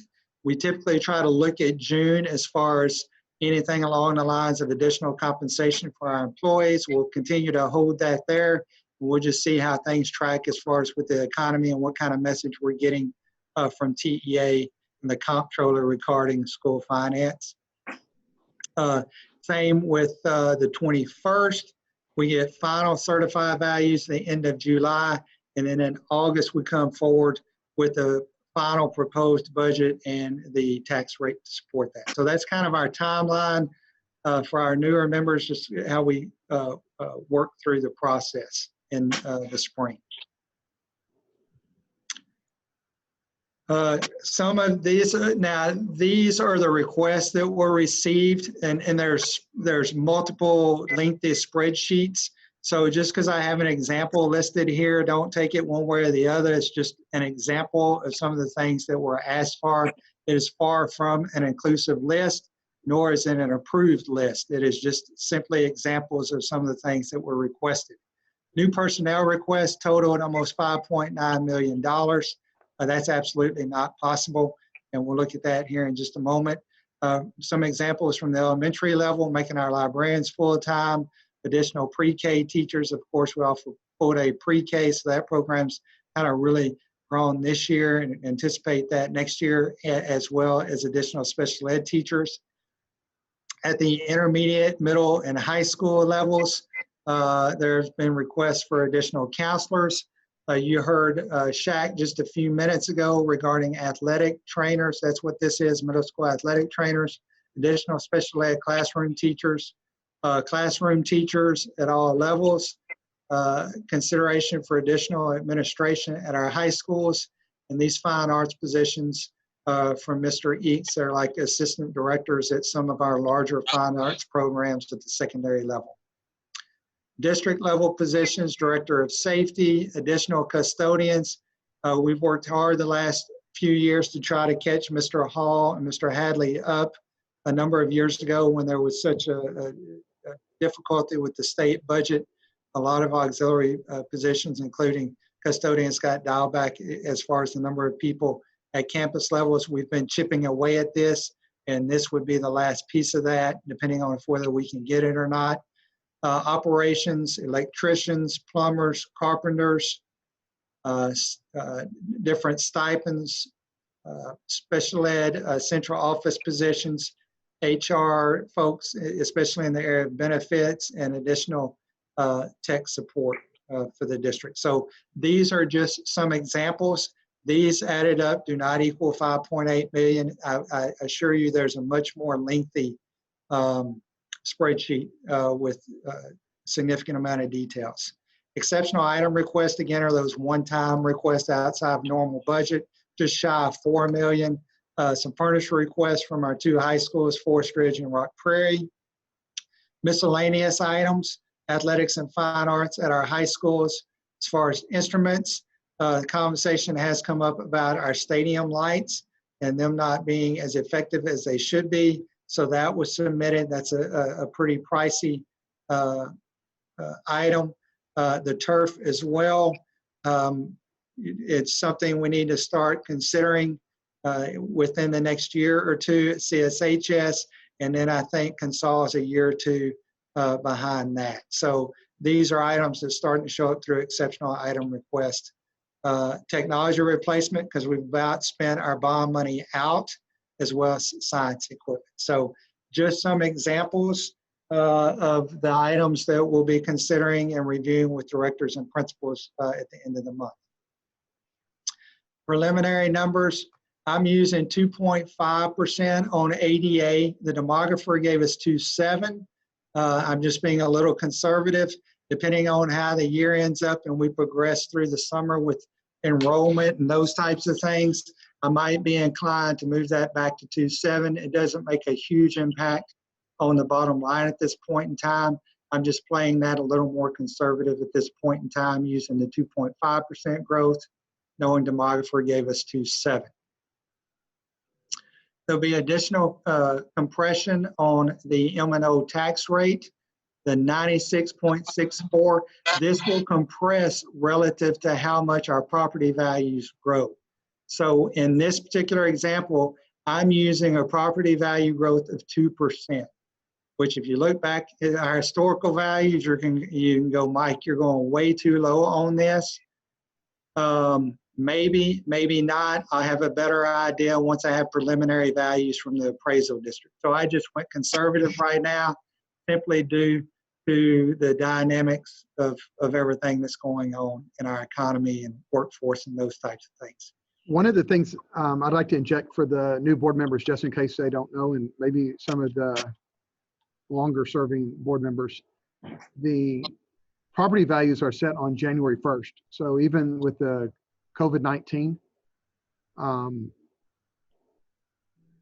they're still going back to January 1st. So even if a property, I'll give you an example, the Abuelos, for example, just because they shut down on last month, the property owner still is having to pay tax on the value as of January 1st. So even though there's been some major financial hits on a lot of stuff, it still goes back to January 1st, unfortunately. I'm just curious about the number of protests that will be received on that, Mr. Schaefer. That's why I'm playing that a little more conservative. So again, I think I've left ourselves a little bit of room on that. We'll see. I do want to mention the 96 cents. It has in it a fifth golden penny that's calculating. We have 4 golden pennies, and when I say that, those are pennies of enrichment that are decided on locally. They've been there. They're not subject to recapture. Part of House Bill 3 in year 2 allows a district a fifth golden penny if the proposed budget is adopted unanimously in August. That is running in this template right here. I can tell you if we took that fifth golden penny out, it would impact us about $600,000 in the wrong direction. So even with that fifth golden penny in here, it's still going to come in less than what our M&O rate was last year. And again, the higher this value goes up, you get 3, 4, probably 4%, it starts compressing this M&O rate down. So it's a little bit of a new system with House Bill 3. So just kind of making the group aware of that. You'll see movement on this, our new board members, as we get values from the appraisal district. We'll project a loss over that. And so we'll have much more of an idea of what that really is going to be. There was some conversation. I'm going to show you this just so you know, but I think we can kind of move on. But early on, there was conversation about locking this year's values in relative to 2019. I think that has kind of gone away. But if there were zero growth on property values, it would impact us a couple $100,000. So just showing that, I don't think that's going to be the case. So just making you aware. And Mr. Martindale, go back on that. So that is assuming zero growth. That's assuming that we have the same taxable value. We're going to use the same taxable value this year as we had for January 1st, 2019, right? Correct. That's what that would be. Yes. Leaving all these same numbers as current year, just carrying those over. Again, I think those are good conservative numbers. The one we'll have to watch, I don't think next year, but the year after, is SHARS is paid 2 years in the back. And a part of this reimbursement with the Medicaid eligible stuff is transportation of those students that qualify. And so I think our settle up payment in SHARS in a couple of years might be impacted. So we'll be fine next year, but as we look out beyond that, we may have to adjust this number down due to the closure we're going through right now. Our state number projected, and let me mention the available school fund, and those that are on the board that have seen this over the years, you see this every second year of the biennium where your available school fund shoots up. There's a couple of things in play here. You're provided an allotment or per capita per student, so that goes up because in this first year, the state's holding out your instructional materials allotment. And that's what you use to buy new textbooks and those types of things each year in our particular adoption. So that money is not held out the second year of the biennium, plus the payback on the per capita is higher. If anything happens to the state budget going into next year, it'll be in this per capita number right here on available school fund. The state adopts a budget on a biennium, so we may be fine next year, but I can tell you I'm extremely nervous about what conversations we may be having this time next year. There's no way the slowdown, the price of oil, those things that really drive the Texas economy, there's no way they don't play their way out in the school finance system. But I would anticipate it in the next biennium when the state, they come back next spring to adopt a budget for the following 2 years. I think So that we were going to be at, I think, a crossroads regardless before how they were going to pay for education. How they were going to pay for House Bill 3. You're absolutely right, Mr. Schaefer. The question on the revenue source to pay for House Bill 3 was already something people were interested in. So 122.5, the 99.5, I just added an additional 1.5% to existing payroll. I'll adjust this kind of around as we get our property values and more definitive numbers. Just try to earmark a little bit. That's about $1.5 million, $1.48 million, I think, just for us to have set aside to know we're going to attempt to do something with our existing employees and compensation. $1 million for new personnel. No, it's not $1.7 million. This is where I think, and I've told our principals, I'm going to be a little slower to move on, just in case some things start happening at the state level with school finance that we leave ourselves some room to work with if things take a bad trend on us as we kind of move into the summer months. did increase this by a couple $100,000. I put utilities, it's utilities, legal fees, a couple of those other things. We were tracking to be a little bit over on this particular in 6,200s. So I did adjust it 1% plus 200,000. With Riverbend and Welborn opening up, I need to tighten up or do better on my projections on our utilities there. Even though we're closed these couple of months, we'll come out fine this year, but if we'd have been open, I would have needed to make some adjustments. So I'm grabbing that there for next year. 6,200s are again your utilities. It's copiers, phones, legal services, those types of things are what are considered contracted services. The materials and supplies, these are our campus budgets. I put in an extra 100,000 if there's growth at our campuses to help support campus budget increases, and 100,000 for fine arts. We've acquired Mr. Eakes this year. He's kind of been running on a shoestring to evaluate our needs. So I'm trying to set aside a little bit of money to give him some latitude to work, to continue to his work with our fine arts departments throughout the district. Operating cost, I didn't highlight that, but I'll touch on our operating costs because it's new to a lot of folks. That is where like our student and teacher travel is. It also has like our property and casualty insurance, those types of things. That's what is under our 6,400 line item. So capital outlay, this is kind of Mr. Hall's budget for projects. We have got to beef that up because he's been living on bond money and that is going away. So that's why you see such an increase there, because he just doesn't have the amount of the bond funds are starting to dry up.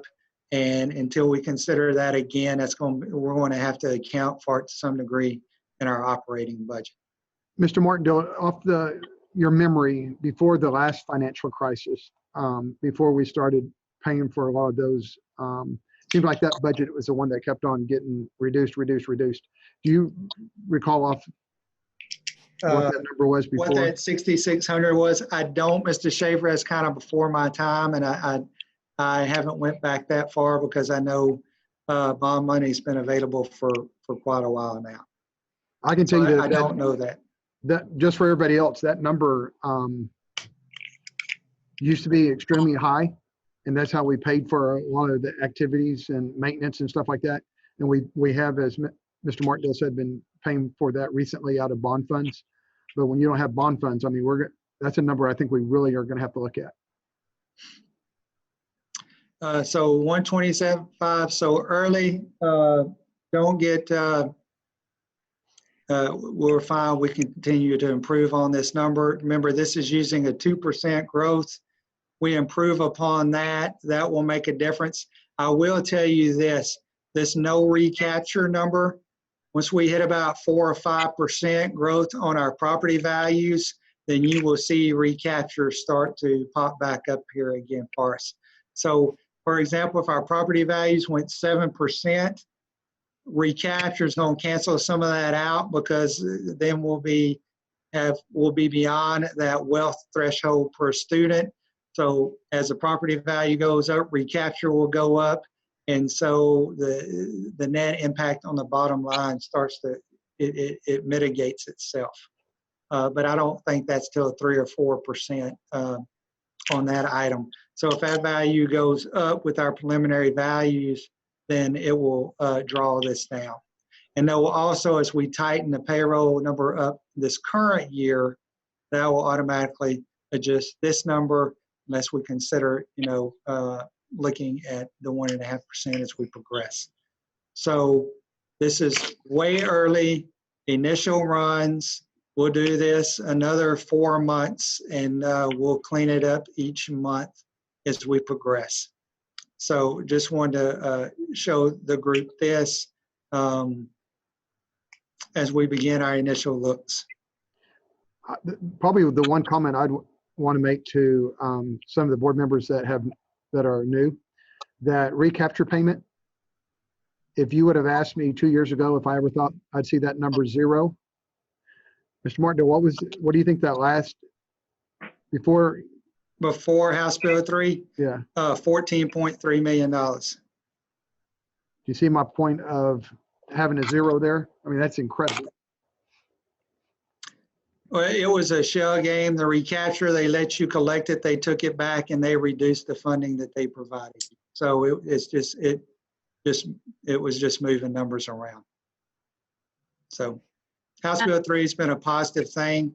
Again, how they're going to pay for it, and in light of the Texas economy, our budget is built off the price of oil. I mean, that's no secret. So when they're giving oil away, that concerns me a great deal, because ultimately that will work its way to some of these numbers. And that's why I think we are be slow to move on some things through the course of the summer. And I don't know that I'm this concerned about 2021 as opposed to what it will look like in the out years, because once you add these positions in this payroll, that's a reoccurring cost, if y'all understand what I'm saying. Once that payroll cost, it just keeps building.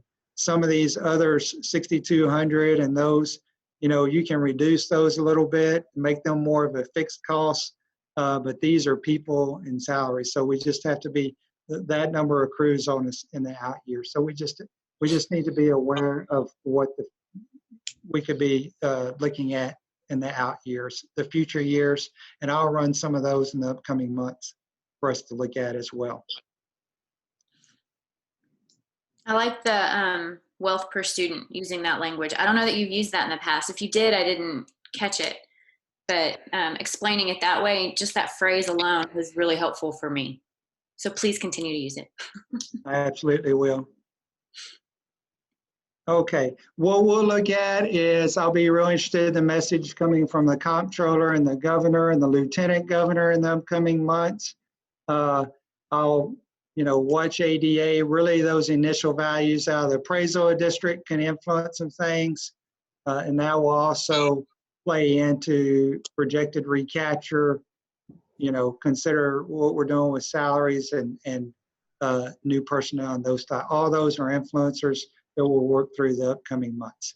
So that takes a long time. I went a little bit slower than usual. And again, it's April, and we always kind of will fine tune these as we move through the process and work on those. So, are there any questions from any of the board members? One of the things we can look forward to is if we don't like our superintendent's numbers, we could have a new CFO on board soon, and maybe he can make the numbers look better than he did. That's exactly what I'm going to charge them with, is I'm going to hand them this presentation and tell them they got to make it look better, and whoever makes it look the best is, there you go. All righty. Thank you. That's it for that item, Mr. Schaefer, if there are no questions. If there's any questions? If there is no questions, we'll move to item J2. We're going to consider approval of payment for the 2017-2018 Medicaid cost report settlement fee in the amount of $81,095.14 to MSB for school health and related services. That's the SHAR's reimbursement using the 2019 and 2020 general fund. Mr. Superintendent. We plan for this in our general fund budget. This is part of that $2.3 million.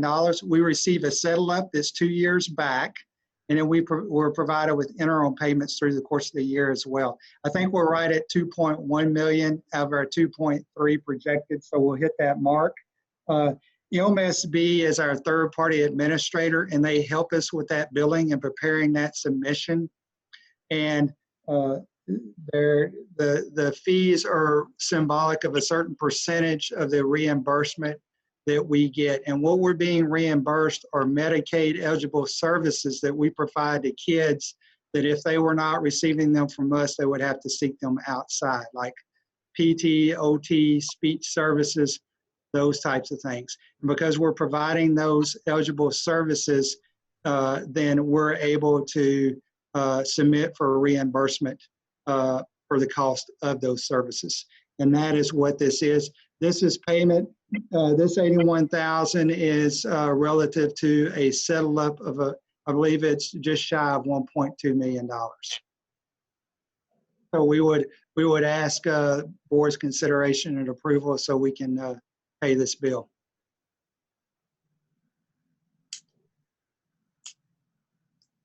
Do I hear a motion?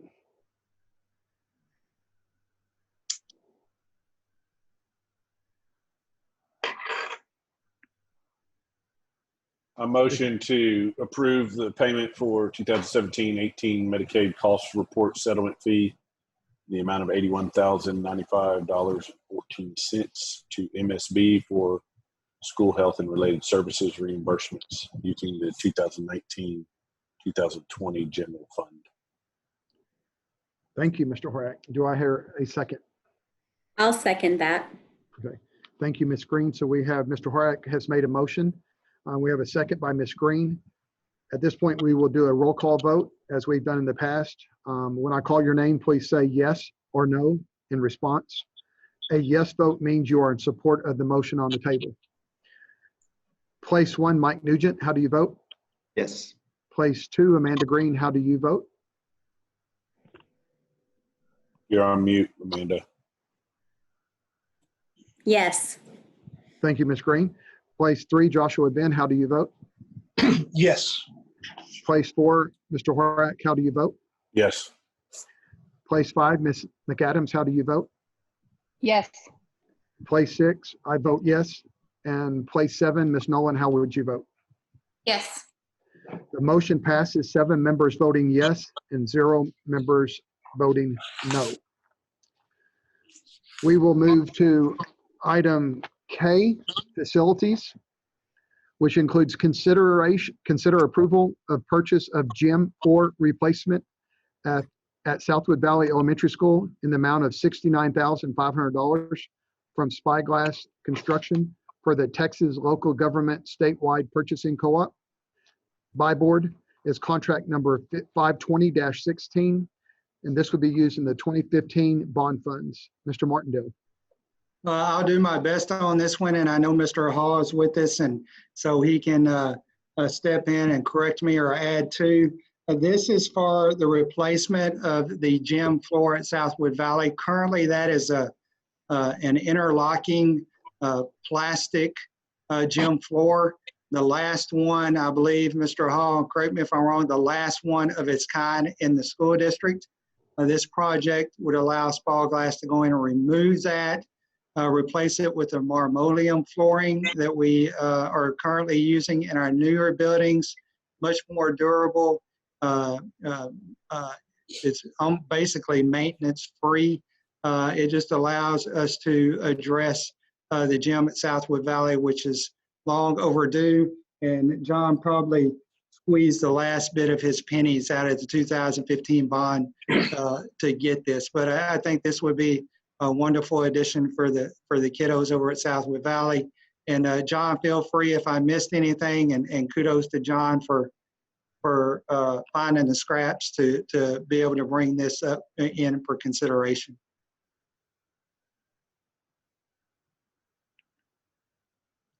Mr. Hall, did I miss anything? No, sir. I believe you covered it just perfectly. So we would ask for the board's approval for this item. I think we all appreciate the efforts that y'all are making on some of our older schools to make sure that they're comparable to some of the newer schools. So I know on behalf of the board, we appreciate y'all being cognizant of that factor. Any discussion or comments, questions? No, I'll just echo that as someone who had 2 kids who went there, and lots of City League basketball games on that floor. My husband coaching City League basketball on that floor. I think I'm glad we're finally taking care of that one. So again, thank you, Mr. Hall, for finding the funds for that. Yes, thank you. I know that they're going to absolutely love that.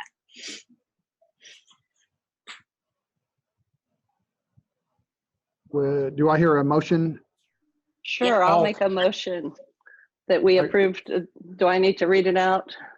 No, You can just say as Okay, presented. make a motion to approve the funds as presented for the floor at Southwood Valley. I'll second. So we have, who was the second? Josh. Josh. So I have a motion by Ms. McAdams and a second by Mr. Ben on approving item K1 as presented. If there's no further discussion, we will do a roll call vote. When I call your name, please say yes or no in response. A yes vote means you are in support of the motion on the table. Place 1, Mr. Nugent. Yes. Place 2, Amanda Green. Yes. Place 3, Mr. Ben. Yes. Place 4, Mr. Horak. Yes. Place 5, Ms. McAdams. Yes. Place 6, Mr. Schaefer. Yes. Place 7, Ms. Nolan. How do you vote? Yes. This motion passes 7 members yes and 0 members voting no. And that moves us to item N, which is adjournment. And I would like to close it like I always do. Success, each life, each day, each hour. Thank y'all very much. Thank you, everyone. Thank you. Thank you, everybody. Bye-bye. Thank you. Thank you.